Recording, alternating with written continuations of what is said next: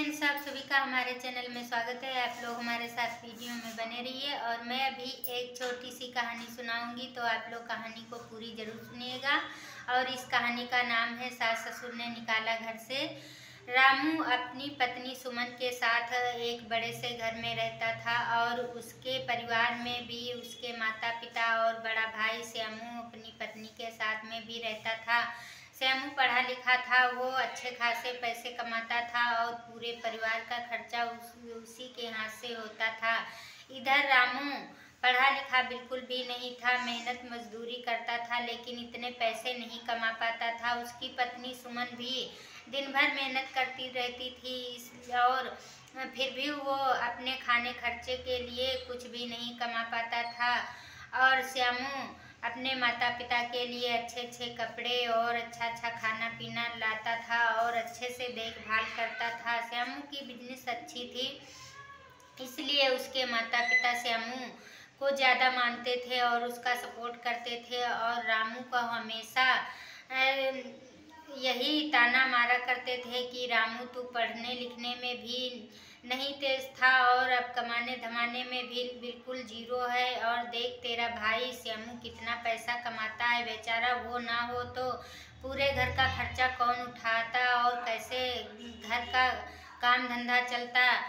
लेकिन रामू कुछ भी नहीं बोलता था, ना तो उसकी पत्नी सुमन कुछ भी बोलती थी। और लेकिन सुमन को बहुत बुरा लगता था जब रामू को कोई ताना मारता था, तो सुमन को बिल्कुल भी अच्छा नहीं लगता था। वो जानती थी कि मेहनत तो बहुत करते हैं लेकिन अच्छी कमाई नहीं होती है, तो क्या किया जाए। उधर उसकी जो जेठानी थी वो सुमन को भी ताना मारा करती थी और वो दोनों बहुत ही अच्छे खासे पैसे कमाया करते थे। इसी के वजह से उसके माता पिता उसका ज़्यादा बड़े बेटे का सपोर्ट ज़्यादा करते थे। और ये रामू छोटा बेटा था, ये हमेशा ही पैसे अच्छे खासे नहीं कमा पाता था, पढ़ने लिखने में भी अच्छा नहीं था। इसके वजह से वो उसके घर वाले इसको बिल्कुल भी नहीं मानते थे और इसकी हमेशा बुराई किया करते थे।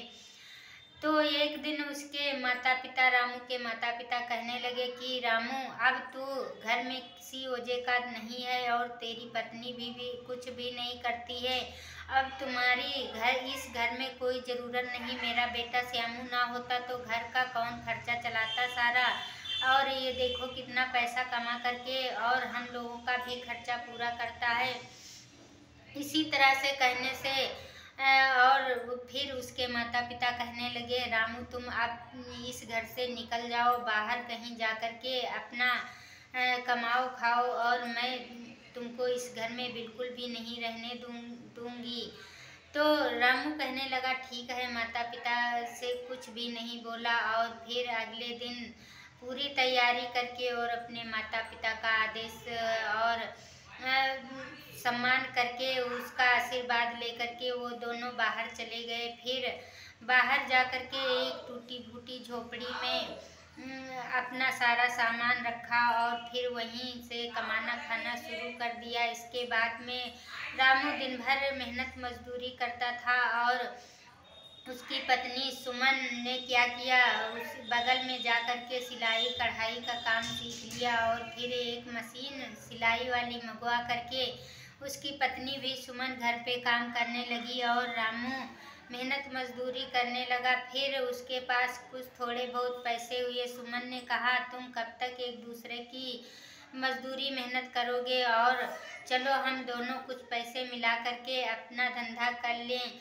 और फिर इसके बाद में थोड़ी सी घर में अच्छे से रहने की व्यवस्था की और पास में घर के सामने ही एक दुकान खोल लिया। छोटी मोटी दुकान खोलने के बाद रामू उस दुकान पे बैठने लगा, उसकी अच्छी खासी दुकान चलने लगी, लोग उसके दुकान से सारे सामान ले जाने लगे। और इधर जो सुमन सिलाई कढ़ाई का काम करती थी वो भी बहुत अच्छा काम करने लगी, तो सिलाई कढ़ाई वाले बहुत अच्छे खासे पैसे कमा लेती थी, बहुत सारे लोग आने लगे। और इसी तरह से धीरे धीरे करके वो अपने रहने के लिए अच्छा सा घर भी बना लिया और इधर दो दो दुकानें चलने लगी। रामू और उसकी पत्नी सुमन दोनों अब हंसी खुशी से रहने लगे और उसके पास बहुत सारे पैसे हो गए।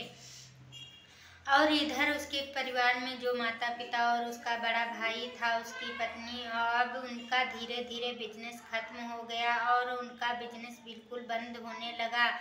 अब दोनों क्या कहने लगे कि माता पिता का खर्चा अब हम नहीं उठा पाएंगे और माँ बाप तो अभी काम करने वाले हैं, ये दिन भर बैठे रहते हैं, इनको खुद ही सोचना चाहिए, कुछ काम धंधा कर लें। उसके माता पिता चुपके से सुन रहे थे और यह सुन करके उसके माता पिता कहने लगे, इसे इससे अच्छा तो मेरा रामू था और वो कुछ भी बोलते थे लेकिन वो कुछ भी नहीं कहता था, और आज मेरे बहू बेटे ने ऐसे ताने मार रहे हैं। अब मेरा इस घर में रहना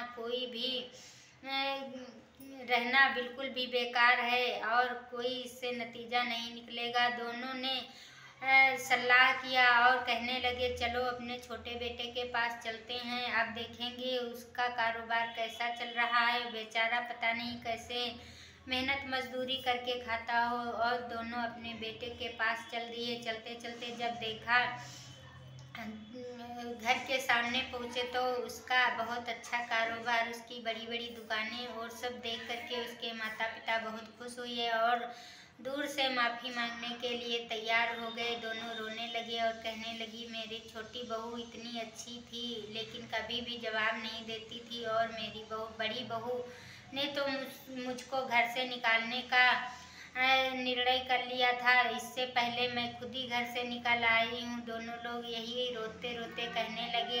तो जैसे ही उसकी छोटी बहू सुमन ने सुना, दोनों को अपने पास ले गई और बैठाया। फिर वो दोनों अपने बहू बेटे से माफ़ी मांगने लगे। उसका बेटा रामू कहने लगा, माता पिता माफ़ी मांगने की कोई ज़रूरत नहीं, अगर आज हम लोगों को आप घर से ना निकाले होते तो हो सकता हम इस नतीजे पर नहीं आते और हम हमेशा उसी तरह से गरीब रहते। आपने जो किया वो अच्छे के लिए किया और आप लोगों का आशीर्वाद मेरे साथ ही था। कोई बात नहीं, भैया भाभी नहीं कर रहे तो मैं आप लोगों का पूरा सम्मान करूँगा और आपकी देखभाल करूँगा और आज से हम सब लोग साथ साथ रहेंगे। और वो रामू छोटा बेटा, उसकी पत्नी सुमन ने दोनों अपने सास ससुर को अपने पास में रख लिया। यह देख करके उसके सास ससुर माफ़ी मांगने लगे, कहने लगे, मैंने तुम दोनों के साथ में बहुत गलत किया, क्योंकि मैं अपने बड़े बेटे को अमीर देख करके तुम्हारी कोई भी इज्जत नहीं किया, मैंने अपने घर से निकाल दिया और तुम दोनों मुझे माफ़ कर दीजिए। उसके बहू बेटे ने कहा, माता पिता को कोई कभी अपने बच्चे माफ़ नहीं करते हैं, आपने जो भी किया अच्छा किया और आज ये ना किया होते तो मैं इतने अच्छे नहीं बन पाते और सब चारों खुशी खुशी से रहने लगे। तो आप लोगों को ये कहानी कैसी लगेगी ज़रूर सुनिएगा। अगर कहानी अच्छी लगे तो लाइक करना, कमेंट करके बताना कैसी लगती हैं मेरी कहानियाँ। और इस कहानी से ये निष्कर्ष निकलता है कि कभी भी अपने माता पिता का दिल नहीं दुखाना चाहिए और वो जो भी करते हैं अच्छे के लिए करते हैं, चाहे वो खुशी से कहें या फिर नाराज़गी से, जो भी शब्द कहते हैं वो अच्छा ही निकलता है। तो अपने माता पिता का सम्मान करें और इस कहानी को ज़रूर सुनिएगा। अगली कहानी में आप लोगों का स्वागत रहेगा। तब तक के लिए बाय बाय।